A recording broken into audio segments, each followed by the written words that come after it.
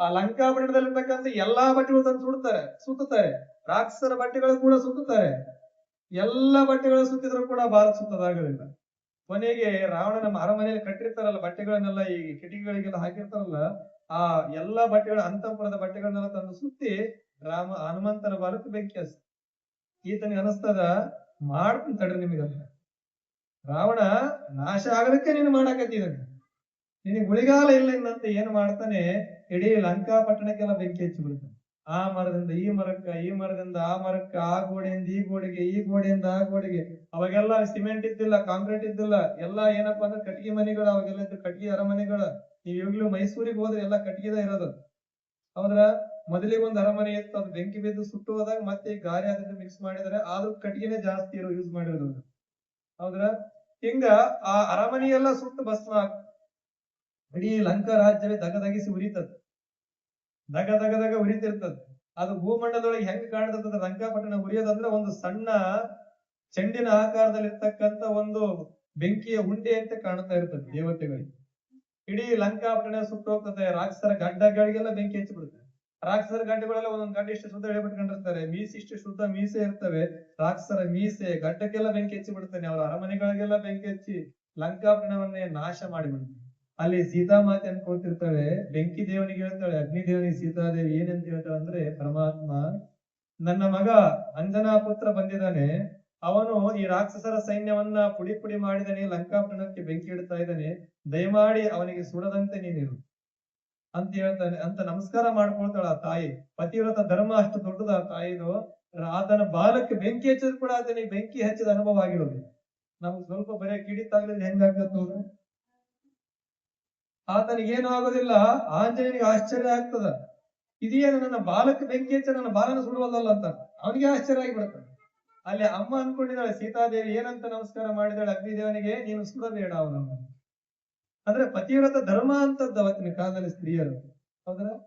ಬಾಲ ಸುಡುದಿಲ್ಲ. ಆಮೇಲೆ ಯೋಚನೆ ಮಾಡ್ತಾನೆ, ಅಯ್ಯೋ ಎಂತ ಕೆಲಸ ಮಾಡಿದ್ ನಾನು, ಇಡೀ ಲಂಕಾಪಟ್ಟಣವನ್ನೇ ಸುಟ್ಟು ಬಿಟ್ಟೆ, ಅಶೋಕವನವನ್ನೇ ಸುಟ್ಟು ಬಿಟ್ಟು, ಎಲ್ಲಿ ನನ್ನ ತಾಯಿ ಸೀತಾದೇವಿ ಸುಟ್ಟು ಹೋಗ್ಬಿಟ್ಟಿದ್ದಾಳು ಅಂತಂದೇಳಿ ಗಾಬರಿ ಆಗಿಬಿಡ್ತದ. ಗಾಬರಿಯಾಗಿ ನಡಿಕೆ ಹೋಗ್ತಾನೆ ಎಲ್ಲಿಗೆ, ಅಶೋಕವನಕ್ಕೆ ಹೋಗಿ ನೋಡ್ತಾನೆ, ಸೀತಾದೇವಿ ಪಾರಿಜಾತ ವೃಕ್ಷದ ಕೆಳಗೆ ಕೂತ್ಕೊಂಡಿದ್ದಾಳ. ತಾಯಿ ಸೀತಾದೇವಿ ಪಾರಿಜಾತ ವೃಕ್ಷದ ಕೆಳಗಡೆ ಕೂತ್ಕೊಂಡಿದ್ದ. ಹೀಗೆ ಸೀತೆಯನ್ನು ಕಂಡು ಸಂತೋಷಗೊಂಡು ಮತ್ತೆ ಎಲ್ಲಿಗೆ ಬರ್ತಾನಂದ್ರೆ, ಈ ಕಡೆ ಜಾಂಬುವಂತ ಏನಿರ್ತಾರಲ್ಲ, ಜಾಂಬುವಂತ ಸೈನ್ಯಗಳಲ್ಲಿ ಏನಿರ್ತಾರೆ ನದಿ ಹತ್ರ, ಅವರನ್ನ ಬಂದು ಸೇರಿ ನಾನು ಸೀತೆಯನ್ನು ನೋಡಿ ಬಂದೆ ಅಂತ ಹೇಳಿ ಎಲ್ಲರೂ ಕೂಡ ಕಿಷ್ಕಿಂದೆಗೆ ಬರ್ತಾರೆ. ಕಿಷ್ಕಿಂದೆಗೆ ಬರ್ಬೇಕಾದ್ರೆ ಅಲ್ಲಿ ಮಧುವನ ಅಂತ ಒಂದು ವನ ಬರ್ತದೆ. ನೀವು ಕಂಪ್ಲಿ ಕಾಮಲಾಪುರ ಮೇಲೆ ಹೋದ್ರೆ ಅಲ್ಲಿ ಮಧುವನ ಅಂತ ಬರ್ತದೆ. ಹೋಗ್ತಾ ಬಲಗಡಿ ಬರ್ತದೆ, ಬರ್ತಾ ಎಡಗಡಿ ಬರ್ತದೆ, ಮಧುವನ ಅಂತ ಕರೀತಾರೆ. ಆ ಮಧುವನದಲ್ಲಿ ಮಧು ಅಂದ್ರೆ ಜೇನು. ಆ ಮಧುವನದಲ್ಲಿ ಯಥೇಚ್ಛವಾಗಿ ಜೇನು ಇರ್ತದೆ. ಅಲ್ಲಿ ಸುಗ್ರೀವನ ಮಾವ ಆ ಮಧುವನವನ್ನ ಕಾಯ್ತಾ ಇರ್ಬೇಕಾದ್ರೆ ಈ ಕೋತಿಗಳ ಸೈನ್ಯ ಏನ್ ಮಾಡ್ತದೆ, ಈ ವಾನರ ಸೈನ್ಯ ಬಂದು ಆ ಮಧುವನವನ್ನೆಲ್ಲ ಹಾಳು ಮಾಡಿಬಿಡ್ತಾರೆ. ಆ ಕಾಯಕ್ಕೆ ಏನಿರ್ತಾನಲ್ಲ ಆ ಕಾವಲುಗಾರ ಸುಗ್ರೀವನ ಮಾವ ಅದನ್ನ ಜಗ್ಗು ಬಡದು ಬಿಡ್ತಾರೆ. ಒಂದೊಂದು ಆಕಾರ ಮಾಡೋದಿಲ್ಲ, ಮನೆಯನ್ನೆಲ್ಲ ಮುರಿದು ಬಿಡ್ತಾರೆ, ವನವನ್ನೆಲ್ಲ ನಾಶ ಮಾಡಿಬಿಡ್ತಾರೆ, ಉಳ್ಳಾಡಿ ಬಿಡ್ತಾವ. ಕೋತಿ ಸುಮ್ಮನಿರ್ತಾವೇನು, ಪಾಪ ಆತನ ಏನು ಮಾಡಿಬಿಡ್ತಾವ ಅಂದ್ರೆ ಆತನೆಲ್ಲ ಒಡದು ಆ ಕೋತಿಗಳು ಮಾಡೋ ಆಟನೆಲ್ಲ ಮಾಡಿಬಿಡ್ತಾವ. ಬಾಯಾಗ ಹುಚ್ಚೆ ಕೂಡ ಒಯ್ದು ಕಳಿಸ್ಬಿಡ್ತಾವ. ಯಾರಿಗೆ? ಆ ಸುಗ್ರೀವನ ಮಾವನಿಗೆ. ಈ ಕೋತಿಗಳು ಸುಮ್ಮನೆ ಇರೋದಿಲ್ರಿ ಅವ್ರು. ಅವಾಗ ಮುರ್ಕಂತ ಎಲ್ಲಾ ಮಾಡಿ ಅವನಿಗೆ ತಡ್ಕೊಳ್ಳೋದಾಗದಿಲ್ಲ. ಇನ್ನು ಅವನು ಏನು ಮಾಡ್ತಾನೆ, ಓಡೋಡಿ ಹೋಗಿ ಸುಗ್ರೀವನಿಗೆ ಹೇಳ್ತಾನೆ, ಪರಮಾತ್ಮ ಅಲ್ಲಿ ಹನುಮಂತಾದಿಗಳು ಅಂಗದ ಮತ್ತೆ ಹನುಮಂತ ಜಾಂಬುವಂತ ಬಂದಾರಪ್ಪ, ಮಧುವನವನ್ನೆಲ್ಲಾ ನಾಶ ಮಾಡಿಬಿಟ್ಟಾರ, ಕೊನೆಗೆ ನನ್ನ ಬಿಡದಂಗ್ ಬಡದು ಕಳಿಸ್ಯಾರ ನನ್ನ ಅಂದಾಗ ಸುಗ್ರೀವನಿಗೆ ಅನಿಸ್ತದ, ಇವರು ಸುಮ್ಮನೆ ಮಧುವನವನ್ನು ನಾಶ ಮಾಡಿಲ್ಲ, ಇವರು ಅಲ್ಲಿ ಸೀತೆಯನ್ನ ಹುಡುಕಿಕೊಂಡು ಬಂದಿದ್ದಾರೆ, ಸಂತೋಷಕ್ಕೆ ತಡ್ಕೊಳ್ಳಲಾರ ಅದನ್ನ ಮಾಡ್ಯಾರ. ನಿಮ್ಗೆ ಏನಾದ್ರು ಸಂತೋಷ ಸುಮ್ಮನೆ ಇರ್ತೀರಿ, ಹೆಂಗ್ ಕುಣಿತಿರ್ತೀರ ಅಂತ ಐತೆ ನೀವು. ಹೌದಾ? ಕುಣಿಯದ ಹುಮ್ಮಸ್ ಬಂದಾಗ ಅವಾಗ ಕಾಲ ಕೈಯಾಗ ಯಾರು ಬರ್ತಾರ ಗೊತ್ತಾಗೋದಿಲ್ಲ, ಅನ್ಕೊಂಡ್ ಬಿಡ್ತಾರ. ಆಗ ಇವು ಕೂಡ ಮಾಡಿದ್ವಂತ. ಅವಾಗ ಹೋಗಿ ರಾಮದೇವರಿಗೆ ಹೇಳ್ತಾನೆ ಹನುಮಂತ, ಪರಮಾತ್ಮ ಸೀತೆಯನ್ನು ನೋಡಿದೆ, ಸಮುದ್ರದ ಆಚೆ ಲಂಕಾಪಟ್ಟಣದಲ್ಲಿ ರಾವಣನ ಸೆರೆಮನೆಯಲ್ಲಿ ಸೀತಾದೇವಿ ಇದ್ದಾಳೆ ಅಂತ ಹೇಳಿದಾಗ ರಾಮದೇವರಿಗೆ ಹನುಮಂತನಿಗೆ ಏನು ಕೊಡ್ಲಿ ಅಂತಂದೇಳಿ ಯೋಚನೆ ಮಾಡಿದಾಗ, ಹನುಮಂತನಿಗೆ ಈ ಕಾರ್ಯಕ್ಕೆ ನಾನು ಏನು ಕೊಟ್ಟರೂ ಸರಿಸಮನಾಗಲಿಲ್ಲ, ಹನುಮಂತನನ್ನ ಏನು ಮಾಡಬೇಕಂತ ಯೋಚನೆ ಮಾಡಿ ಆಲಿಂಗನವನ್ನ ಮಾಡ. ಅಂದ್ರೆ ಹನುಮಂತನನ್ನು ಅಪ್ಪಿಕೊಂಡು, ಹನುಮಂತ ಕೃಷ್ಣ ಕೃಷ್ಣ ಸಾಕ್ಷಾತ್ಕಾರ ಸತ್ಯವಾದ ಮಾತಿದ್ದು, ಹನುಮಂತನನ್ನ ಆಲಿಂಗನವನ್ನು ಮಾಡಿಕೊಂಡು ಇವತ್ತು ನನ್ನ ದುಃಖವನ್ನ ನಿವಾರಣೆ ಮಾಡಿದೆ, ನೀನು ಮುಂದೆ ಸಂಕಟ ಮೋಚನೆನೆಂಬ ಹೆಸರಿನಿಂದ ಪ್ರಖ್ಯಾತನಾಗುವಂತ ಹೇಳ್ತೀನಿ ಹನುಮಂತ. ಅದಕ್ಕಾಗಿ ಸಂಕಟ ಮೋಚನ ಅಂತಂದೇಳಿ ಹನುಮಂತನಿಗೆ ಕರೀತಾರೆ. ಹಿಂಗ ಹೇಳ್ತಾನೆ. ರಾಮದೇವರಿಗೆ ಇನ್ನೊಂದು ಚಿಂತೆ ಬೀಳ್ತದೆ, ಏನ್ ಮಾಡ್ಬೇಕು, ಸಮುದ್ರ ಹೆಂಗ ದಾಟಬೇಕು? 100 ಯೋಜನೆ ದೂರ ಹನುಮಂತೇನ ಹಾರಿ ಬಿಡ್ತಾನೆ, ನಮ್ಮ ನೆಗಲ ಮೇಲೆ ಕೂರಿಸ್ಕೊಂಡು ಆರ್ತಾನೆ, ಸೈನ್ಯ ಕರ್ಕೊಂಡು ಹೋಗ್ಬೇಕಲ್ಲ, ಏನ್ ಮಾಡ್ಬೇಕು? ಎಲ್ಲರೂ ಕೂಡ ಸಮುದ್ರದ ದಂಡಿಗೆ ಬಂದು ಸೇರ್ತಾರೆ. ಆಗ ಹನುಮಂತ ಹೇಳ್ತಾನೆ, ಪರಮಾತ್ಮ ಚಿಂತೆ ಮಾಡಬೇಡ, ಜಗತ್ತಿಗೆ ಒಡೆಯ ನೀನು ಯೋಚನೆ ಮಾಡಿದ್ರೆ ನಾವು ಉಳಿತೀವೇನಪ್ಪ? ಕಪಟ ನಾಟಕ ಸೂತ್ರಧಾರಿ ನೀನು, ನರಜನ್ಮದಲ್ಲಿ ಬಂದಿದೀಯಾ, ನರನಾಟಕವನ್ನು ಮಾಡ್ತಾ ಇದೀಯಾ, ನಿನಗೆ ತಿಳಿಲಾರದ್ದೇನೈತೆ ಸ್ವಾಮಿ ಅಂತಂದೇಳಿ ನಮಸ್ಕಾರ ಮಾಡ್ತಾನೆ ಹನುಮಂತ. ಅವಾಗ ಏನ್ ಮಾಡ್ಬೇಕಂತ ಯೋಚನೆ ಮಾಡ್ತಿರ್ತಾರೆ. ಈತ ಏನ್ ಮಾಡ್ದ, ರಾಮ ಧ್ಯಾನ ಮಾಡ್ತಾ ಕೂತ್ಕೊಂಡ್ಬಿಡ್ತಾನೆ. ಏನ್ ಮಾಡ್ಬೇಕು, ಏನ್ ಮಾಡ್ತಾರೆ ಅಂತ ಗುಂಡುಗಳನ್ನೆಲ್ಲ ತಗೊಂಡು ನದಿಗೆ ಹಾಕ್ತಾ ಇರ್ತಾರೆ, ಎಲ್ಲ ಮುಣಿಗ್ ಹೋಗ್ತದೆ. ಸೇತುವೆ ಕಟ್ಟಬೇಕಂತಂದೇಳಿ ಗುಂಡುಗಳೆಲ್ಲ ತಂದು ಹಾಕ್ತಾರೆ, ಎಲ್ಲ ಮುಣಿಗ್ ಹೋಗ್ತಿರ್ತಾವ.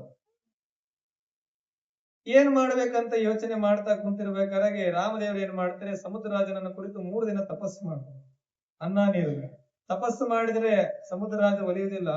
ಆಗ ರಾಮದೇವರು ಬ್ರಹ್ಮಾಸ್ತ್ರವನ್ನು ಪ್ರಯೋಗ ಮಾಡ್ಬೇಕಂದಾಗ ಸಮುದ್ರ ರಾಜ ಎದುರಿಗೆ ಬಂದು ರಾಮನ ಹತ್ರ ತಲೆ ಬಾಗಿ ಹೇಳ್ತೇನೆ, ಪರಮಾತ್ಮ ಸೇತುವೆ ಕಟ್ಟೋದಕ್ಕೆ ನಾನು ಅಪ್ಪಣೆ ಕೊಡ್ತೀನಿ ಪರಮಾತ್ಮ, ನಾನು ಏನಂದ ಜಲಾಚರಗಳಿಗೆ ತೊಂದರೆ ಆಗಬಾರದು ಅಂತಂದೇಳಿ ನಾನು ಇಷ್ಟು ದಿನ ಸುಮ್ಮನೆ ಕುಂತಿ, ದಯವಿಟ್ಟು ನನ್ನನ್ನ ಕ್ಷಮಿಸಿಬಿಡು ಅಂತಂದೇಳಿ ರಾಮದೇವರ ಹತ್ರ ಕ್ಷಮೆಯನ್ನ ಕೇಳಿದಾಗ ಬ್ರಹ್ಮಾಸ್ತ್ರ ಓಡಿಬಿಟ್ಟಿದ್ದಾನೆ. ಏನು ಮಾಡಬೇಕು ಅಂತ ಯೋಚನೆ ಮಾಡಿದಾಗ ಆಗ ಉತ್ತರ ದಿಕ್ಕಿನಲ್ಲಿ ರಾಕ್ಷಸರ ಕಾಟ ಬಹಳ ಇದೆ, ಆ ಉತ್ತರ ದಿಕ್ಕಿಗೆ ನೀನು ನಿನ್ನ ಬಾಣವನ್ನು ಬಿಡು ಅಂದಾಗ ಇವತ್ತೇನು ರಾಜಸ್ಥಾನದ ಮರುಭೂಮಿ ಇದೆಯಲ್ಲ, ಅದು ಮೊದಲು ದಟ್ಟವಾಗಿರ್ತಕ್ಕಂಥ ಕಾಡು. ಅಲ್ಲಿಗೆ ರಾಮನ ಬ್ರಹ್ಮಾಸ್ತ್ರ ಬಂದು ಬಿದ್ದಾಗ ಅದು ಮರುಭೂಮಿ ಆಗ್ತದ, ಅಲ್ಲಿರ್ತಕ್ಕಂಥ ರಾಕ್ಷಸರೆಲ್ಲ ಸಾಯ್ತಾರೆ. ಹೀಗೆ ರಾಮದೇವರು ಬಾಣವನ್ನು ಅಲ್ಲಿ ಬಿಡ್ತಾರೆ. ಏನ್ ಮಾಡಬೇಕು? ಸಮುದ್ರ ರಾಜ ಹೇಳ್ತಾನೆ, ನೀ ಕಲ್ಲಿಂದ ಸೇತುವೆ ಕಟ್ಕೊಂಡು ಕಲ್ ತಂದು ಹಾಕ್ತಿರ್ತಾರೆ, ಎಲ್ಲ ಮುಣಿಗ್ ಹೋಗ್ತಾರೆ. ಎಲ್ಲರೂ ದಿಗ್ಭ್ರಮೆ ಆಗ್ತಾರೆ. ಆಂಜನೇಯ ಮಾತ್ರ ಸುಮ್ಮನೆ ಕುಂತಿರ್ತಾರೆ. ರಾಮದೇವರು ಆಂಜನೇಯನ ಹತ್ರ ಹೋಗ್ತಾರೆ, ಏನಪ್ಪಾ ನೀನ್ ನನ್ನ ನಾಮಸ್ಮರಣೆ ಮಾಡ್ತಾ ಕುಂತಿದೀಯಾ, ಅಲ್ಲಿ ನೋಡ್ರಿ ಅಲ್ಲಿ ನಾವು ನೋಡ್ತಾ ಇದೀವಿ, ಯಾವ ಕೆಲಸ ಆಗುವಂತ ಏನ್ ಮಾಡ್ಬೇಕಂದಾಗ ಈತ ಏನ್ ಮಾಡ್ತಾರೆ, ಪರಮಾತ್ಮ ನಿನ್ನ ಆಶೀರ್ವಾದ ಒಂದು ಕೊಡು, ನಾನು ಸೇತುವೆಯನ್ನು ಕಟ್ತೀನಿ, ನಿನ್ನ ಆಶೀರ್ವಾದ ಒಂದು ಕೊಡು, ನಾನು ಸೇತುವೆ ಕಟ್ತೀನಿ ಅಂತ ಹೇಳ್ತೀನಿ. ಅವಾಗ ರಾಮದೇವರಿಗೆ ನಮಸ್ಕಾರ ಮಾಡಿ ಏನ್ ಮಾಡ್ತಾನೆ, ಇಂಥದೊಂದು ದೊಡ್ಡ ಗುಂಡು ಅಂತಾನೆ. ಅದನ್ನ ಸಣ್ಣ ಪುಟ್ಟ ಗುಂಡು ತಾಣದಲ್ಲಿ ಇಲೈತಲ್ಲಿ ಅಂತ ತಗೊಂಡು ಏನ್ ಮಾಡ್ತಾನೆ, ಜೈ ಶ್ರೀರಾಮ್ ಅಂತ ಬರ್ದ ಆ ಗುಂಡು ಹಾಕ್ತಾನೆ, ಅದು ಅಂಗತಿ ಹೋಗ್ತಾನೆ. ಎಂತ ಶಕ್ತಿ ಅಂತ ಹೇಳಿ ಜೈ ಶ್ರೀರಾಮ್ ಅಂತಂದ ಹೇಳಿ ಆ ಗುಂಡನ್ನ ಹೆಸರು ಬರದ್ರಾಗ ಹಾಕಿದ್ರೆ ಆ ಗುಂಡು ತೇಲ್ತದ ಮ್ಯಾಗ. ಹಂಗ ವಾನರ ವೀರರೆಲ್ಲರೂ ಕೂಡ ಸೇರಿ ಹೆಸರು ಬರದ ಗುಂಡು ಹಾಕ್ತಿರ್ತಾರ, ನದಿ ಒಳಗೆ ಎಲ್ಲಾ ತೇಲ್ತಿರ್ತಾವ. ರಾಮದೇವ್ರಿಗೆ ಅನಿಸ್ತದ, ನಾನು ಕೂಡ ಒಂದು ಬರದಾಗ್ಲಿ ಏನಾರ. ರಾಮದೇವ್ರ ಏನ್ ಮಾಡ್ತಾರೆ, ಒಂದು ಗುಂಡನ್ನ ತಗೊಂಡು ಅವರು ಕೂಡ ಹೆಸರು ಬರೆದು ಹಾಕ್ತಾರೆ, ಆ ಗುಂಡು ಮುಣಿಬಿಡ್ತದೆ. ಅವರೆಲ್ಲರೂ ರಾಮ ರಾಮ ಅಂತ ಬರೆದು ಹಾಕಿದ್ರೆ ಗುಂಡು ತೇಲಿಟ್ಟು, ಸಾಕ್ಷಾತ್ ರಾಮದೇವರೇ ಅದನ್ನ ಮೇಲೆ ರಾಮ ಅಂತ ಬರೆದು ಹಾಕಿರೋದು ಮುಣಿಗೋಯ್ತು. ರಾಮನೇ ಕೂಡ ದಿಗ್ಭ್ರಮೆ ಆಗಿಬಿಡ್ತಾವ. ಇದೇನ್ ಹಿಂಗಾಯ್ತಲ್ಲ ಅಂತಂದೇಳಿ ಯೋಚನೆ ಮಾಡ್ಬೇಕಾದ್ರೆ ನಾರದ ಬರ್ತಾನೆ. ಪರಮಾತ್ಮ ಶ್ರೀಮನ್ ನಾರಾಯಣ, ನಿನ್ನ ಮೇಲಿರ್ತಕ್ಕಂಥ ಭಕ್ತಿ ಆ ಗುಂಡನ್ನ ತೇಲಿಸ್ತಾ ಇದೆ. ಅವರಲ್ಲಿ ಭಕ್ತಿ ಐತಿ, ನಿನ್ನ ಮೇಲೆ ಭಕ್ತಿ ಐತಿ, ನಿನ್ನ ಮೇಲೆ ನಂಬಿಕೆ ಐತಿ. ನಿನ್ನ ಮೇಲೆ ಇರ್ತಕ್ಕಂಥ ಭಕ್ತಿ ಮತ್ತೆ ನಂಬಿಕೆ ಇವೆರಡೂ ಸೇರಿ ಆ ಗುಂಡನ್ನ ತೇಲಿಸ್ತೈತಿ. ನೀನು ನಾನು ಬರಿಲ್ಲ ಅನ್ನೋದು ನಿನ್ನಲ್ಲಿ ನಾನು ಅನ್ನೋದು ಬಂತು, ಅದಕ್ಕಾಗಿ ಅದು ಮುಳುಗಿತು ಅಂತ ಹೇಳ್ತೀನಿ. ಭಗವಂತನನ್ನು ಬಿಡುವುದಲ್ಲ, ನಾನು ಅನ್ನೋದು ಭಗವಂತನ ಕೂಡ ಬಿಡೋದಿಲ್ಲ. ನಿನ್ನಲ್ಲಿ ನಾನು ಬರಲಿ ಅನ್ನೋದು ಬಂತು, ನಿನ್ನಲ್ಲಿ ಭಕ್ತಿ ಬರ್ಲಿಲ್ಲ, ಹಂಗಾಗಿ ಅದು ಗುಂಡು ಮುಳುಗಿತಪ್ಪ ಅಂದಾಗ ರಾಮದೇವರಿಗೆ ಅನಿಸ್ತದೆ. ಅಂದ್ರೆ ರಾಮದೇವರು ಸಂದೇಶ ಕೊಡ್ತಾರೆ ಜಗತ್ತಿಗೆ, ಏನಂತ, ನನ್ನಲ್ಲಿ ನೀನು ಎಷ್ಟೇ ದೊಡ್ಡ ಶ್ರೀಮಂತನಾಗಿದ್ರು, ಎಷ್ಟೇ ದೊಡ್ಡ ಸಾಧಕನಾಗಿದ್ರು ಕೂಡ ನಿನ್ನಲ್ಲಿ ನಾನು ಎನ್ನುವುದು ಬರಬಾರದು. ಬಂತಂದ್ರೆ ಆ ಕಲ್ಲು ಮುಳುಗಿದಂಗೆ ನೀನು ಕೂಡ ಮುಳುಗುತ್ತಿ ಅನ್ನೋದಕ್ಕೆ ಇದು ಒಂದು ಅರ್ಥ. ನಾನು ಅನ್ನೋದು ಬಂತಂದ್ರೆ ಆ ಕಲ್ಲು ಹೆಂಗ್ ಮುಳುಗುತ್ತ ಹಂಗ್ ಮುಳುಗಿ ಬಿಡ್ತೀವಿ. ನಮ್ಮಲ್ಲಿ ನಾನು ಅನ್ನೋದು ಬರ್ಲಿಲ್ಲ ಅಂದ್ರೆ ಆ ಭಾರವಾದ ಕಲ್ಲು ಕೂಡ ಸಮುದ್ರದ ಮೇಲೆ ಹೆಂಗ ತೇಲಿತೋ ಹಂಗೆ ನಾವು ಕೂಡ ಜಗತ್ತಿನಲ್ಲಿ ಒಂದು ಕೀರ್ತಿವಂತರಾಗಿ ಬಾಳ. ಹಿಂಗ ಏನು ಮಾಡ್ತಾರೆ, ಸೈನ್ಯವನ್ನ ಕರ್ಕೊಂಡು ಸಮುದ್ರಕ್ಕೆ ಸೇತುವೆಯನ್ನ ಕಟ್ಟಿ ಹೋಗ್ತಾರೆ. ಇಲ್ಲಿ ಬಹಳ ಆಶ್ಚರ್ಯಕರವಾಗಿರ್ತಕ್ಕಂಥ ಸಂಗತಿ ಆಂಜನೇಯನ ಬರ್ತದೆ, ಬಹಳ ಅದ್ಭುತವಾಗಿರ್ತಕ್ಕಂಥ ಕೇಳ್ರಿ.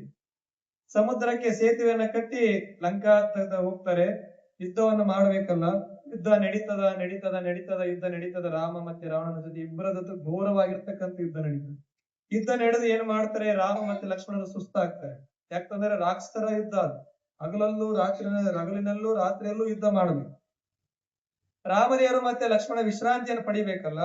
ವಿಶ್ರಾಂತಿಯನ್ನು ಪಡಿಬೇಕಂದ್ರೆ ಗುಡಾರದೊಳಗಡೆ ಹೋದ್ರೆ ಏನಾಗ್ತದ, ಅಲ್ಲಿ ರಾಕ್ಷಸರು ಮಾಯಾವೇಶದಿಂದ ಬಂದು ಅವರನ್ನು ಏನು ಬೇಕಾದ್ರೂ ಮಾಡ್ತಾರಂತ ಆಂಜನೇಯ ಏನ್ ಮಾಡ್ತಾನೆ, ತನ್ನ ಬಾಲದಿಂದ ಒಂದು ಕುಟೀರವನ್ನ ನಿರ್ಮಾಣ ಮಾಡ್ತಾನೆ, ಒಂದು ಗುಡಿಸಲನ್ನ ನಿರ್ಮಾಣ ಮಾಡ್ತಾನೆ, ಕುಟೀರವನ್ನ ನಿರ್ಮಾಣ ಮಾಡಿ ರಾಮದೇವರಿಗೆ ಲಕ್ಷ್ಮಣನಿಗೆ ಹೇಳ್ತಾನೆ, ಪರಮಾತ್ಮ ನೀನು ಇದರಲ್ಲಿ ಬಂದು ಮಲಗು, ಈ ಕುಟೀರದಲ್ಲಿ ನೀವಿಬ್ಬರು ವಿಶ್ರಾಂತಿಯನ್ನು ಪಡ್ಕೊಳ್ರಿ, ರಾಕ್ಷಸರ ಜೊತೆ ರಾತ್ರಿ ಎಲ್ಲ ನಾನು ನೀನು ಇಲ್ಲಿ ಕುಂತಲೇ ಯುದ್ಧವನ್ನ ಮಾಡ್ತೀನಿ ಅಂತಂದೇಳಿ ಆಂಜನೇಯ ಹೇಳ್ತಾನೆ. ಈಗಿರ್ಬೇಕಾದ್ರೆ ಏನಾಗ್ತದೆ, ರಾವಣನಿಗೆ ಎಲ್ಲರನ್ನ ಕಳ್ಕೊಂಡ್ಬಿಟ್ಟಿರ್ತಾನಾಗಿ, ಕುಂಭಕರ್ಣನನ್ನು ಕಳ್ಕೊಂಡಿರ್ತಾನೆ, ಇಂದ್ರಜಿತ್ವವನ್ನು ಕಳ್ಕೊಂಡಿರ್ತಾನೆ, ಏನ್ ಮಾಡ್ಬೇಕನ್ನೋದು ದೋಚೋದಿಲ್ಲ.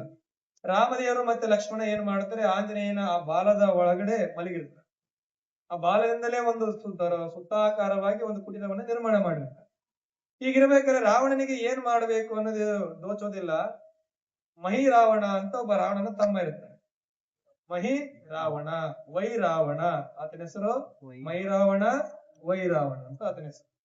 ಈ ವೈರಾವಣ ಏನ್ ಮಾಡ್ತಾ ಇರ್ತಾನಪ್ಪ ಅಂದ್ರೆ ಪಾತಾಳ ಲೋಕದಲ್ಲಿ ಇರ್ತಾನೆ. ಅವನಿಗೆ ಮಾಯಾವಿದ್ಯೆಯಲ್ಲಿ